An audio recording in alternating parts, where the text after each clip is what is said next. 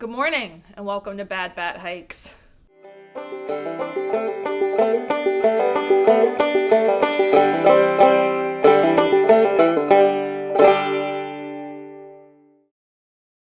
If you see a tail or a cat, that's Miss Kitty. Anywho, she's just here with us today. But in today's video, I wanted to talk about going ultralight for the last week of my thru hike. So essentially, if you missed it, when I was at Shaw's Hiker Hostel, I put absolutely every single ounce that I did not need into a flat rate box and sent it home. So, in today's video, I wanted to unbox this. I literally haven't even opened it, and talk about the items that I sent home and why I chose to send those items home. Essentially, I wanted my bag as light as humanly possible for that last week, just to make that last week more enjoyable. And when you're going out for a backpacking trip that's a week long, you don't necessarily need things that I would need for a 6-month hike. So everything I didn't need went into this box. So let's get into it.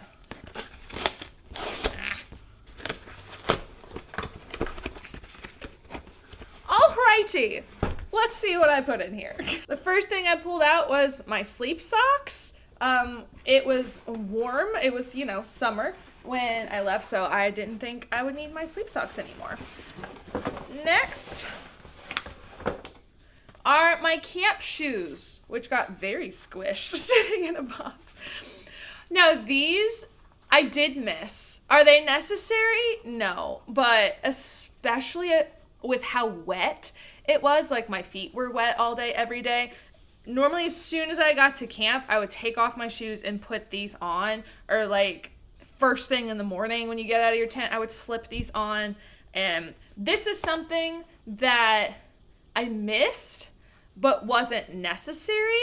But if I were to do another thru hike, camp shoes are a must. They are a must. So this got rid of quite a bit of weight. These are like crocky material. It's not like actual Birkenstocks. I think I got these at Walmart for like probably less than $15 several years ago. So they are nothing special. They have zero tread on the bottom of them, but it was just something nice to slip on at camp. So those went away.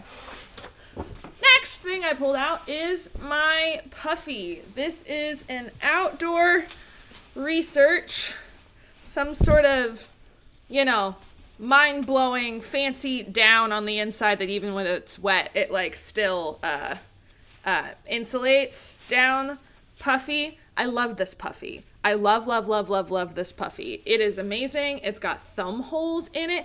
It's got pit zips on it. Having pit zips on your puffy is apparently something that I didn't know wasn't standard. Hello. No. Not for you.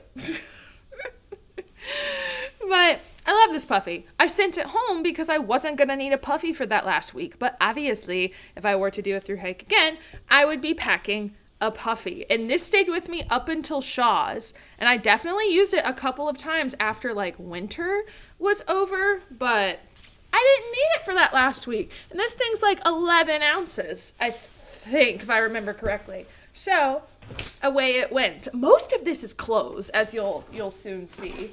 All right, next thing I'm pulling out is my beloved umbrella. This hurt me to send home. It truly did. I love this umbrella. I am an umbrella backpacking girly. It only incurred one injury. One of these little like peg bits fell off, so I just put some duct tape on it and it was fine for the rest of the trip. But if you are going on a thru hike, I am so pro umbrella, it's insane. But for the last week, every ounce had to go. So, my CNOC bag, my water collection bag, and the back flushing syringe. So essentially this is just like a silicone bag that I would put my dirty water in, and then I would attach my filter on here and squeeze it into my bottles. I wanted to try, because like this isn't like super light, and I wanted to try the bottle method, which is essentially I have a Sawyer filter, and I would screw it into the top of one smart water bottle and squeeze it into another smart water bottle. So one of my smart water bottles then became my dirty water bag. It's not my favorite method with the bottles because you have to like squeeze for a little bit and then like twist it up so the air can come in so you have more pressure to squeeze. This is so much more convenient. I was gonna say I wish I'd kept it, but it was heavy. But every other trip it'd be coming on. And then since it was the last week, I wasn't gonna need to back flush my filter anymore. A lot of people don't even carry these. Honestly, if I were to do the hike again, I probably wouldn't carry this because just about every hostel I stopped at, there were at least like 2 or 3 of these just like lying around because Sawyer's such a popular filter. And then this is just like the little mesh bag that it came in. So this is something I would never pack on a week trip, and I don't think I'd pack it on a thru hike again either. Next. Oh, okay. This is tiny. When I say every ounce, I mean every ounce. I took off my little thermometer. This is just a little like, you push the button and tells you how cold or hot it is thermometer, and I had it hanging on the outside of my pack the entire time. This was more so for the winter time when I was like, okay, how cold is it really? So I know if I need to put my filter in the bottom of my sleeping bag or not. Or like, is it actually freezing? How hot is it? So this is more of like a curiosity thing that was nice to have, but not necessary to have. I probably wouldn't pack it again. It's not necessary. Who knows how accurate it is. So this came tumbling out as well. Let me see if I can find its counterpart. There's that. And this. Okay, we'll talk about all 3 of these black things at once. So I sent home my sleep clothes, which is kind of a polarizing thing in the hiking community. Like, do you pack sleep clothes or do you not pack sleep clothes?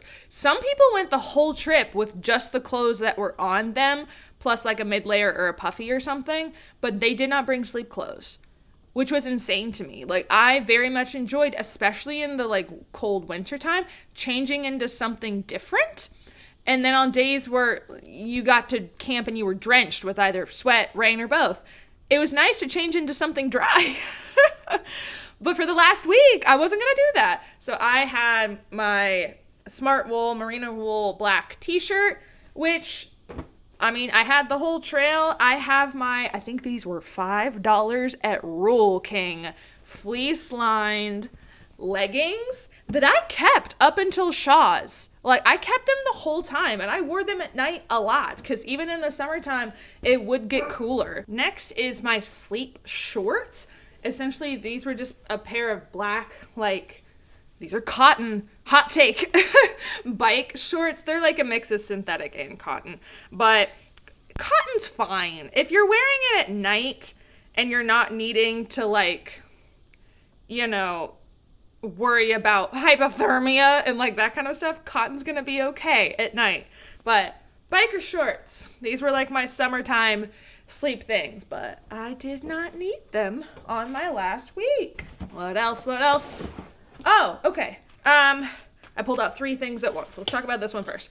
This is my C2 Summit compact sleeping bag liner. Now, I got this, well, I owned it before the trail, but I was brought this to add to my setup when I switched to my summer sleeping bag. So I had a 0-degree quilt in the very beginning, and then I had just a really cheap, honestly, summer bag that was like a 53-degree bag. That was my first like backpacking sleeping bag I ever purchased back when I was just, seeing if I liked backpacking, so I wasn't going to spend a ton of money on gear.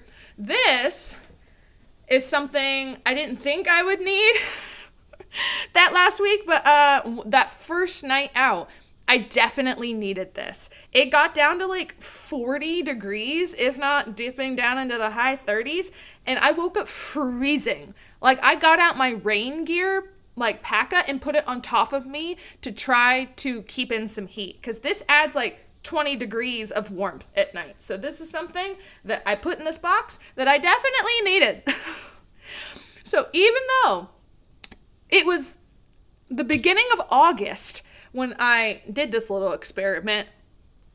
Keep your stuff. If you don't have like at least a 30-degree bag at that point, keep your liner if you've got one.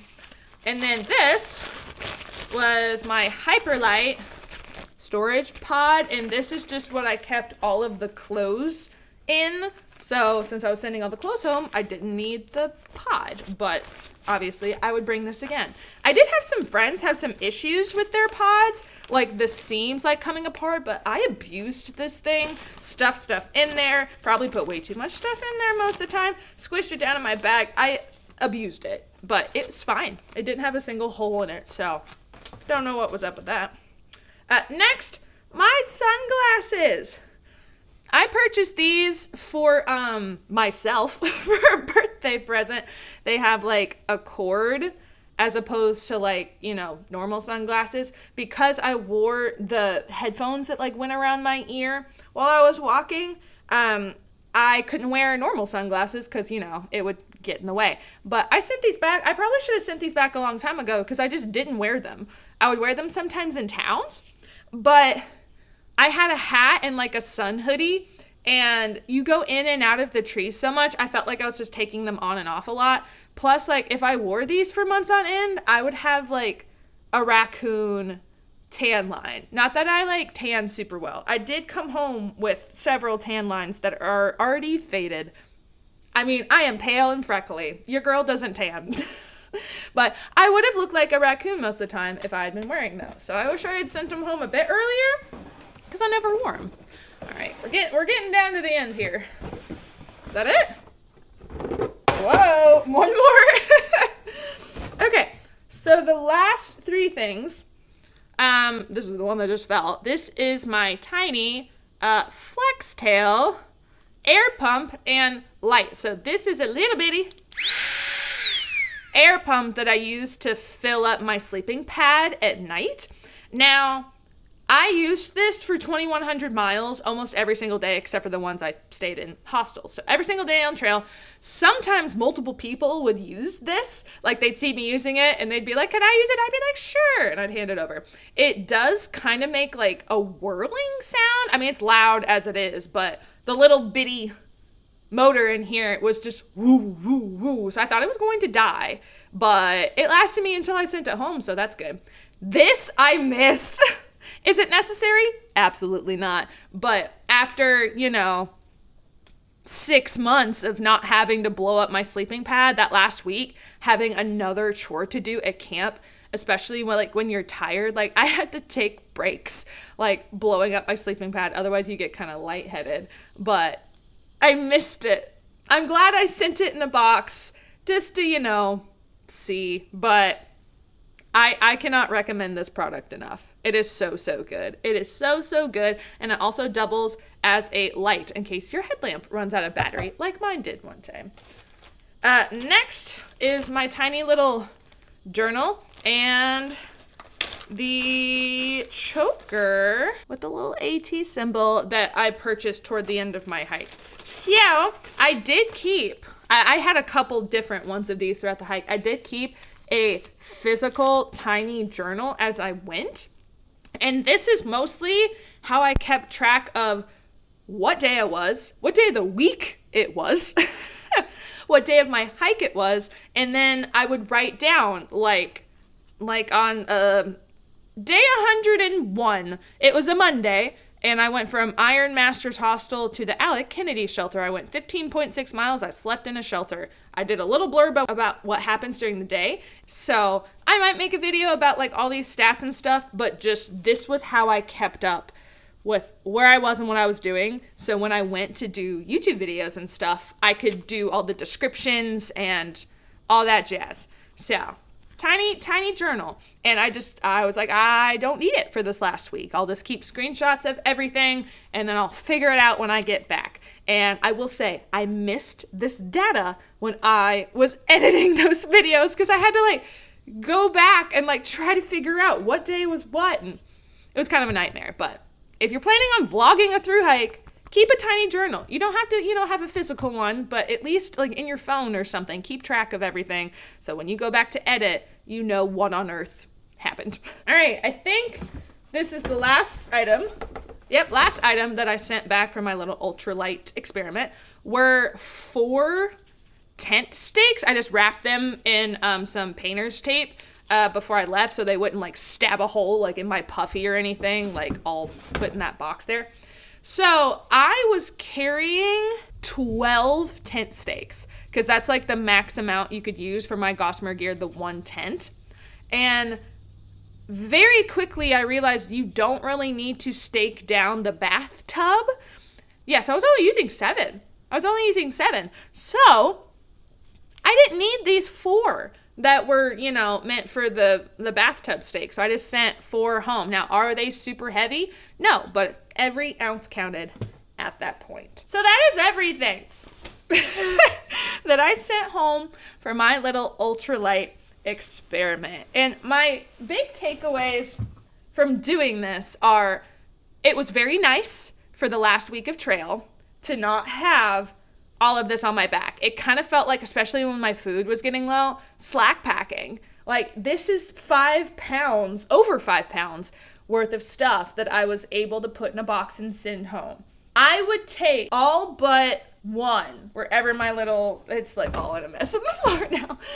There it is. I would take everything but this. This is the only item that I like wouldn't take again if I were to go on a through hike, because I use all of these items a lot. But I very much enjoyed having a very light pack for that last week, and I would recommend, if you are doing a northbound through hike at Shaw's, send yourself a box home and really enjoy that 100-mile wilderness chunk without all of this gobbledygook mess. 10 out of 10 would recommend, but leave your plungers at home. Well, I hope you enjoyed today's video. If you're wanting more post-trail content, make sure to hit that subscribe button. I have all kinds of ideas about post-trail videos and stuff, so I am certainly not going anywhere, so make sure you subscribe. I also have an Instagram account. If you have any ideas of post-trail videos you would like to see, drop them in the comments below. But for now, happy trails.